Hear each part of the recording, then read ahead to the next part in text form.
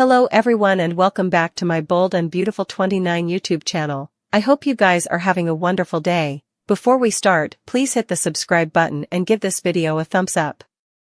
Katie Logan set up Hope Logan looking worried in the design office, so she wondered what was wrong. Once Hope admitted that Steffy Forrester fired her, Katie said that was ridiculous and acted like Ridge Forrester would sort it all out. Hope offered updates on the whole lingerie situation involving John Finnegan, but Katie allowed. Steffy would ultimately realize that Finn was just in the wrong place at the wrong time. Meanwhile, Carter Walton met with Eric Forrester and formally again hyped up his luxury brand expansion. Still, Eric shut down Carter's offer since he wanted to concentrate on who they were as a fashion house. After Carter got a textbook from Hope, he looked concerned and bolted back to the office in a hurry. Back with Hope, she joined Steffy, Ridge and Taylor Hayes in the CEO office. Steffy claimed that Ridge agreed with her and that Hope was done at Forrester Creations. Hope constantly denied trying to betray Finn, but Steffy allowed. Her defenses were scrap and suggested she was just another slut from the Vale. Steffy wanted Hope off the domain incontinently, so she called Charlie Weber to companion her out of the structure. Steffy told Charlie to take Hope's emblem and advised that she wouldn't be allowed inside Forrester Creations again. Although Hope pushed Ridge to see that this was Steffy's resentment talking, he allowed. It was for the stylish if Hope left. There were some womanish Forrester workers having cutlet for a birthday party out in the hallway, so Hope hadn't followership for her demotion. Nonetheless, Hope eventually made a speech about growing over there and being part of the company's heritage, too. Hope felt that she belonged there like Brooke Logan, Catherine Kelly Lang, and played up the Logan benefactions over the times. As she stood up to her rival, Hope declared that Steffy's opinion of her meant nothing and said she was proud to be a Logan. That was commodity indeed. Steffy's cherished grandmother, Stephanie Forrester, accepted in the end, but Hope sarcastically asked if Steffy had forgotten. Ridge said it was time to go, so Hope eventually got on the elevator and cried once the doors shut.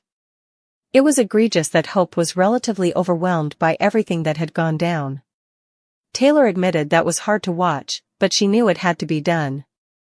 Steffy argued that Hope did it to herself and thanked Ridge for supporting her.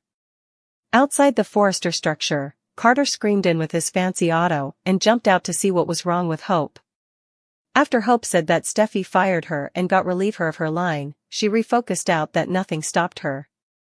Hope asked if Carter could just get her out of there, so he hugged her and told her it was going to be okay. Jazzy music played as Hope and Carter got swept up in a passionate kiss. As Carter held Hope in his arms, he glared at the Forrester Creations totem and claimed they weren't getting down with this. Carter will do whatever it takes to make Steffy and Ridge pay for Hope's misery. Carter will continue to prove he's forcefully in Hope's corner, so don't miss all the shocking news ahead for her adversaries at Forrester. Carter Walton will speed Hope Logan down from Forrester Creations like he promised, but he'll still have questions about how Steffy Forrester wound up firing her. Hope will ultimately unmask the whole unattractive story, so Carter will cloud over Steffy replying so roughly to this misreading with John Finnegan in the design office. Steffy went as far as calling Charlie Weber to companion Hope out of the structure, and also Hope had to face the demotion of walking history all the birthday party girls in the corridor. Since Ridge Forrester supported Steffy's decision to get relief of Hope at Forrester Creations, that'll give Carter another reason to lash out. Carter is easily feeling revengeful, so our prognostications point to a vengeance plot passing soon enough. Over with Brooke Logan, she'll face some jaw-dropping news. When Brooke learns Hope was fired and thrown out of the Forrester structure, she'll wonder what in the world could have justified all that. Still, Ridge will work to justify Steffy's choice and will bear how Hope's temptation of Finn set this in stir. Steffy couldn't stand by and let Hope discourteousness her marriage again, so she felt the need to take nippy and drastic action. Since Hope claimed effects weren't as they sounded, Brooke will back her up on that, especially since she knows about Hope's rearmost relaxation with Carter. Brooke just wouldn't suppose it makes sense for Hope to hurl herself at Finn in lingerie under the circumstances. Whether Brooke divulges Hope's involvement with Carter or not, she's going to view Ridge's part in all this as a serious treason. Brooke will feel like Ridge should have stood up for her son, but he'll counter that he'd to stand up for his own. Ridge will rant about Hope's jest and act like commodity had to be done, but Brooke will maintain that he's wrong about what went down. Brooke will feel confident this was a misreading like Hope said, but Ridge will continue to have Steffy's back. Brooke and Ridge will blow up at each other, so stay tuned for updates on their violent battle. There's been a lot of talk in recent months about Hope Logan getting like her mama. Hope no way wanted to be like Brooke Logan, but Steffy Forrester easily thinks she's a carbon dupe. Since there's been so important focus on Brooke and Hope being likewise, perhaps that could pave the way for a new plot. Carter Walton has been throwing himself at Hope, but what if he ultimately becomes interested in another Logan? After all, Carter has formerly been romantically involved with Katie Logan, and now he's pursuing her bastard. Carter might as well go after Hope's mama too, and get the Logan triad.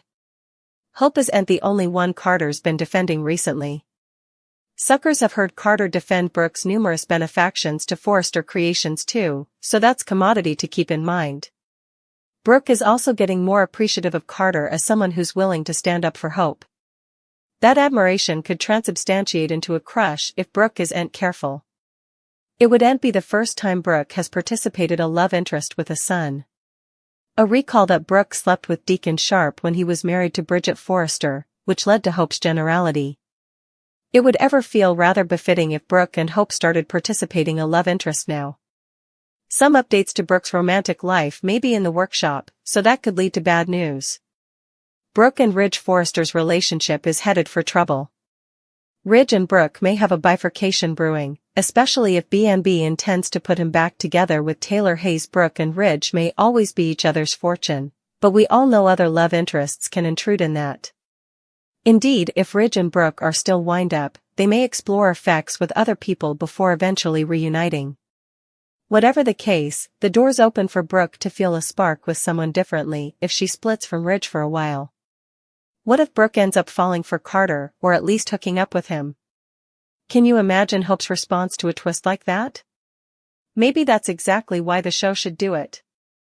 They could get a ton of drama out of a Brooke, Carter, and Hope love triangle, so we'll bring you more prognostications on whether that could be a possibility nearly down the line.